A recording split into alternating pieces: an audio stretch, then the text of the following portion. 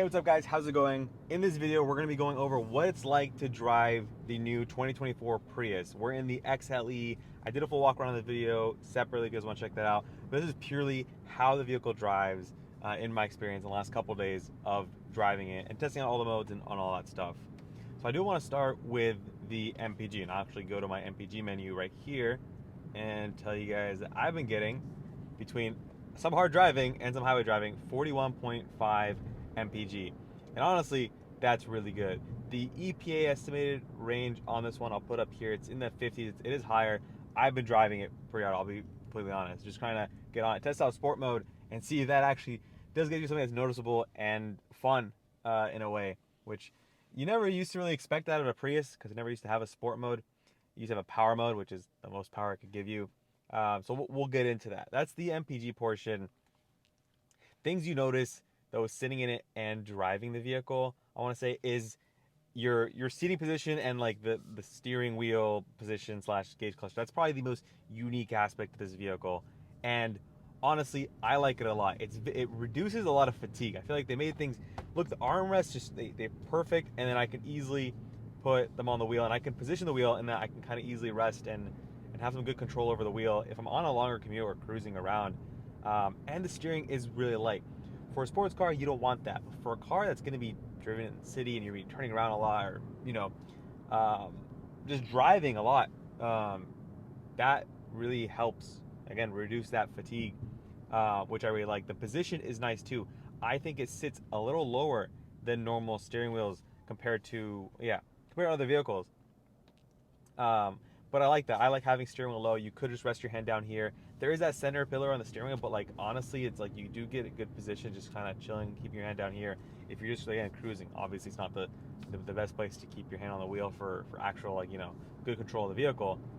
But again, guys, we're in a Prius here, so that's the steering wheel. The heads-up display slash gauge cluster. It's just I like the fact that it's really high.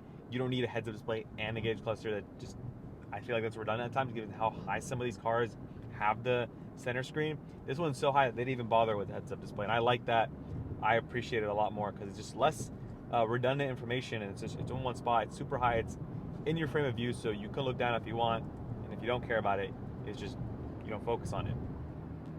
So that's really cool. You will notice how raked this windshield is when you are driving it, and that's because just the way they style the car for design purposes as well as for aerodynamic purposes. So it is a little trippy at first, but honestly, you get used to it pretty quickly. It's not like, let's say I was in a Cybertruck not too long ago, and it's really far out there. This is not that bad, but it is a little bit of getting used to. Even like, I mean, the last gen Priuses were pretty big, so this kind of is similar to that. As you can see right now, we're getting on a bridge, driving speeds around 60 miles an hour, and you do hear some road noise. It is a lot better insulated than prior generation Prius I, whatever. But you still hear it. It's a lightweight, small, fuel efficient, focused vehicle. But honestly, this is a pretty loud road on this bridge, I guess. We'll go on normal highways. You'll experience that in a little bit. And you do get good power at highway speeds, which I really like a lot. I'm in normal mode right now, and I'm in 60, 1, 2, 3, 4, 75 miles an hour, just like that, fully getting on the gas. So enough to pass people pretty easily with that nearly 200 horsepower, 196 horsepower, 139 pound-feet of torque. You feel a lot of that electric motor assist does really give you a push. The engine obviously has to take up a lot of that power, but to get you up to speed. But even then, it is really good. And then when you're on it, and then when you're just cruising and lightly on the throttle, you're charging up the battery pretty easily, and it's very passive. You don't feel like it's something you have to think about so much. You see it in front of you with the gauge cluster display, which is really nice, how they laid out the information. But you don't feel like you have to be cognizant. Like in the older Priuses, I've driven a 2015 Prius for a long time, and you really feel like you need to be cognizant of your throttle input to maximize your fuel efficiency, to be in that little, the little bar, if eco bar or whatever it's called. If you know what I'm talking about, you know. In this one, I don't feel like I have to really pay attention to it to optimize my efficiency. Me driving normally, I'm in the eco range, which is really cool to see. While we're here, I do want to go through the drive modes real quick. So we were in normal. So in eco mode, it just kind of numbs the throttle. I think the CVT will be tuned to just kind of go to the highest gear ratio as fast as possible. But it's not like you really feel like you're sucking the power out of the vehicle. If you really didn't get on power, it'll still get you there, no problem. And then it goes into EV mode pretty easy. I'm in EV mode at 57 miles per hour. That's crazy. And I'm sustaining the speed. This isn't the Prius Prime. This is a Prius at 58 now miles an hour. I'm not like trying to be super low on throttle. I'm getting on throttle, trying to accelerate. And the motor, the electric motor, is doing that all for me, which is really cool. And again, this is the microphone. If you guys want to, like, that's the sound you're going to be getting as far as road noise and wind noise. I don't think I'm going to be doing any noise reduction on my editing software. I just think you guys should experience that. Definitely a quiet enough cabin to have a conversation. I feel like I can speak normal. I'm not having to raise my voice or anything really loud. I tend to talk pretty loud though. But look, we're on an older bridge and pretty good amount of bumps, and it just soaks it up. I love what they did with making this wider, making a little bit longer of a wheelbase. It's very comfortable on those bumpy roads, and also helps with maneuverability and handling and just stability, which is great. So continue through the drive modes here. Let's go to sport, and you don't get any like unique indication on the gauge cluster except for a little pop-up notification over here. And I'm gonna get on it real quick. And you just feel like it's more eager to rev up higher, and yeah, it definitely pulls harder. I feel like not like you're getting more power, it's more responsive to your throttle input. So just when I get on it, you feel it pulling you quicker versus the eco mode, which is not doing it. There is a custom mode. I don't have that configured, but yeah. And when you are on the engine, it sounds like the older Prius, to be honest. You do still hear the engine drone and that CVT just, which isn't ideal. But honestly, that's not really a bad trade-off. It's a lot quieter inside here, thanks to the insulation that they improved on the vehicle. All right, let's take this turn. We're at 60 miles an hour here. There's so much confidence you get behind it, even though the steering isn't super like good feel on it. But man, like, I'm bobbing in a Prius right now, guys. and I'm having a good time doing it.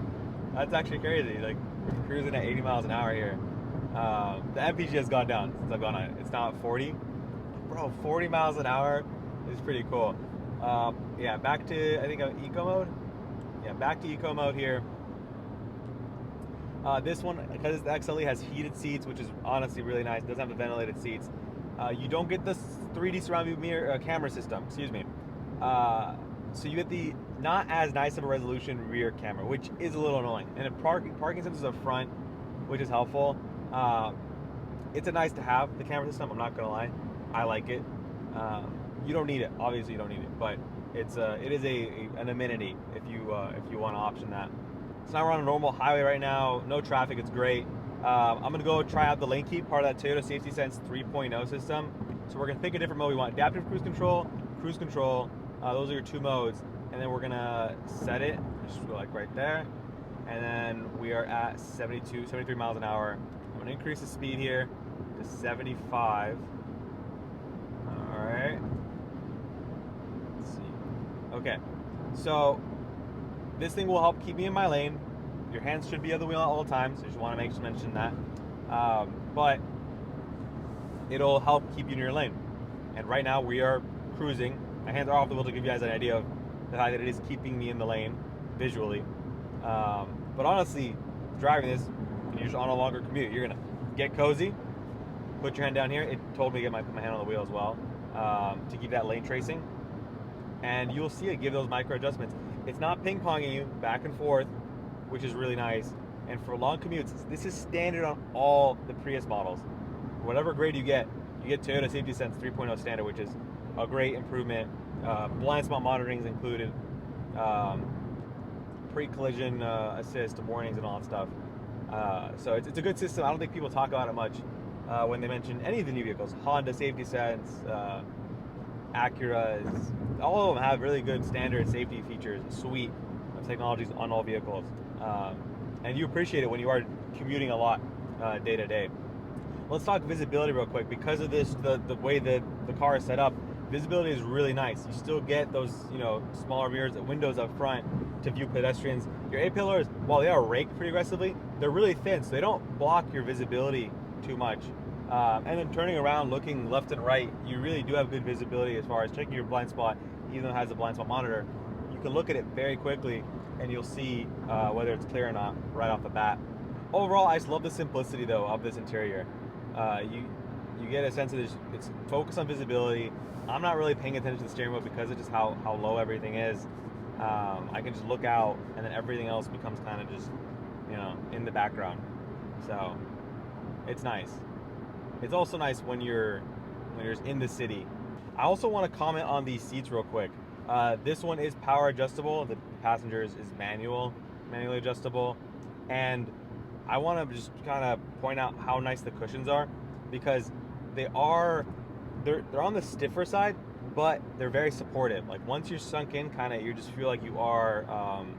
You don't feel like you're being like, you are settled in, if that makes sense. So it is comfortable, and you still get good bolsters. It's not super tight, aggressive bolsters, but it's something supportive for keeping you kind of cradled in. So I think this gives you a good idea right here. We're gonna go up to like around 65 miles an hour, so you guys can hear the noise. I'll be quiet for a little bit.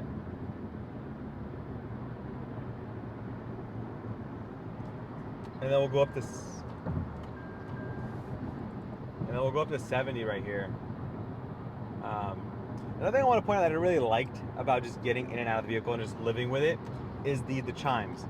Locking and unlocking the vehicle sounds really premium. It's not the old Toyota unlock chimes. It just it's not as loud, but it sounds more premium. So 80 miles an hour, you're chilling within I want to say 75% of the eco mode range, which is cool. And honestly, I just feel comfortable. The road noise exists, and it isn't great, but today's a very windy day. I will want to note that. Here in California, it's one of the windiest days I've seen, so just being the year, but it is very windy, so that's probably a lot of what I'm hearing. Yeah.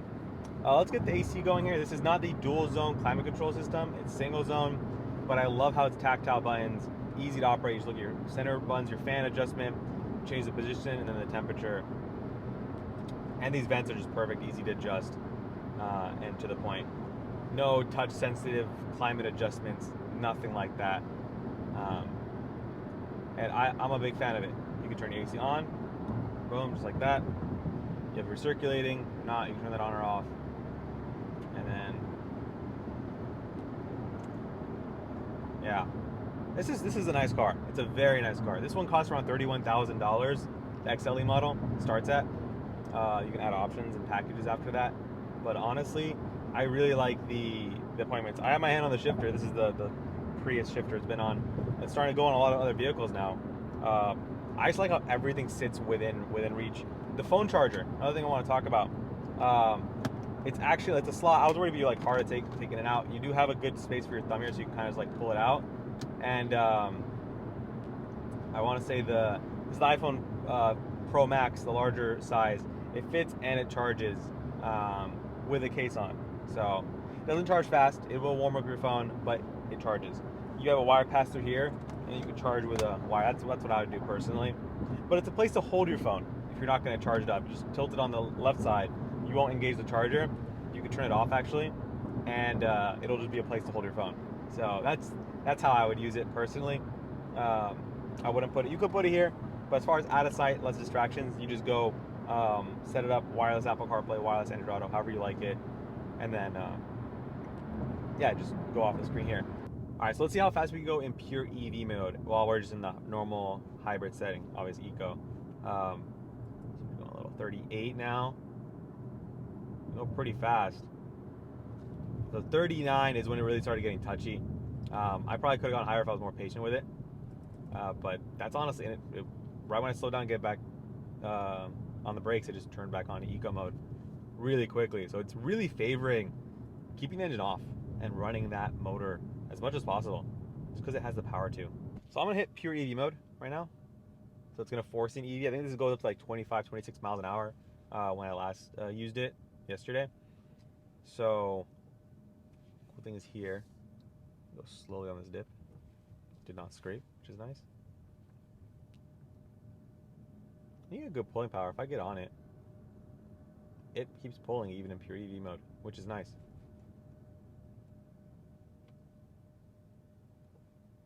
I want to see if I can keep driving it until the battery gets low that the engine has to recharge it. It's very nice. I just love how smooth it is and how much power you get from the motor. I feel like I've said that a few times, but honestly, really, if you go to test drive this car, really test out EV mode and test out Eco. Sport, it'll just give you, it's like power mode. I don't think it's good power, but it's nothing like, crazy. Don't expect like, way more power or anything. Just expect it to be more responsive and more willing to give you the full engine power. On top of the electric motor kind of being more responsive. I was able to get a wheel slip when I was in power mode off a line, which was pretty funny. So let's keep going here. EV mode, we're at 18, 19 miles an hour, 20, 21, 22, 24. We're gonna keep going here. Okay, it's gonna start, yep, 25. Let's see, 25. You can tell it's not wanting me to go past that 25. 26, yep. 25 was a cutoff right there. Speed range exceeded. So great for stop and go traffic to force the electric motor. In hybrid mode, it'll let you go past it though. That's the thing. It just will not guarantee pure EV performance. So it won't give you the acceleration you want. It's understandable. Yeah, so the only battery indicator, I couldn't find one here, is in the energy flow. You shouldn't really care about it too much. The engine system, the hybrid system will do a good job recharging the battery as needed, but if you are curious, you do get a little cell in your energy flow and it depletes as you use it. And we've been really using it. Dude, the fuel tank's still full. It's crazy. So yeah, that's going to wrap it up here. Thank you guys for watching. If you enjoyed this video, smash that like button and subscribe for more. If you have any questions, drop in the comment section, and I'll see you guys in the next one. Peace.